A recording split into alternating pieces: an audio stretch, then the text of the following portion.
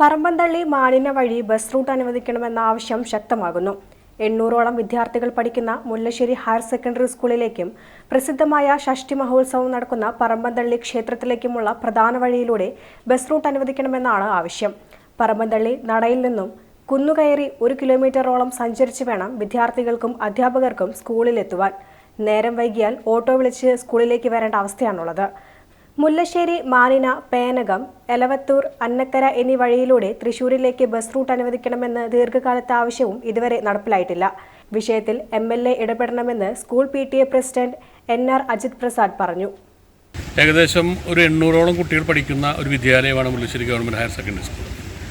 ആ സ്കൂളിൽ വരുന്ന ഭൂരിഭാഗം കുട്ടികളും ഇത്രയും ദൂരം നടന്ന് കയറ്റം കയറി വരേണ്ട ഒരു സാഹചര്യമുണ്ട്.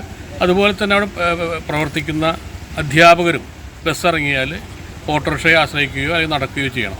അപ്പോൾ ഇത്തരം അധ്യാപകരുടെയും വിദ്യാർത്ഥികളുടെയും യാത്രാക്ലേശം പരിഹരിക്കുന്നതോടൊപ്പം തന്നെ മുല്ലശ്ശേരിയിലെ പറമ്പന്തള്ളി, അതുപോലെ മാനിന, എലവത്തൂർ, പേനകം, അന്നകര തുടങ്ങിയ പ്രദേശങ്ങളെ കൂടി ബന്ധിപ്പിച്ചുകൊണ്ട് ചാവക്കാട്, ഗുരുവായൂർ മേഖലയിൽ നിന്നുള്ള ഒരു ബസ് സർവീസ് ഈ പറയുന്ന പറമ്പന്തള്ളി നടയിൽ നിന്ന് കിഴക്കോട്ട് കയറി പറമ്പന്തള്ളി അമ്പലം, മാനിന കൂടി എലവത്തൂർ, അന്നകര ഉൾപ്പെടെ സഞ്ചരിക്കുകയാണെങ്കിൽ, ഒരു ബസ് റൂട്ട് അനുവദിക്കുകയാണെങ്കിൽ അത് സ്കൂളിനും ഈ പ്രദേശവാസികൾക്കും മുല്ലശ്ശേരി ഗ്രാമപഞ്ചായത്തിലെ ഏറ്റവും ദൂരപ്രദേശങ്ങളിൽ കിടക്കുന്ന, ഒറ്റപ്പെട്ട് കിടക്കുന്ന, തുരുത്തുകളായി നിൽക്കുന്ന ഈ മധുക്കര ഉൾപ്പെടെയുള്ള പ്രദേശങ്ങളിലെ ആളുകൾക്കും സഞ്ചാര സ്വാതന്ത്ര്യത്തിന് കുറച്ചുകൂടി ഗുണകരമാകും എന്നതുകൊണ്ട് ആ രീതിയിൽ ബസ് റൂട്ട് അനുവദിക്കാൻ വേണ്ടിയുള്ള ശ്രമങ്ങൾ അധികാരികളുടെ ഭാഗത്തുനിന്നുണ്ടാകേണ്ടതുണ്ട്.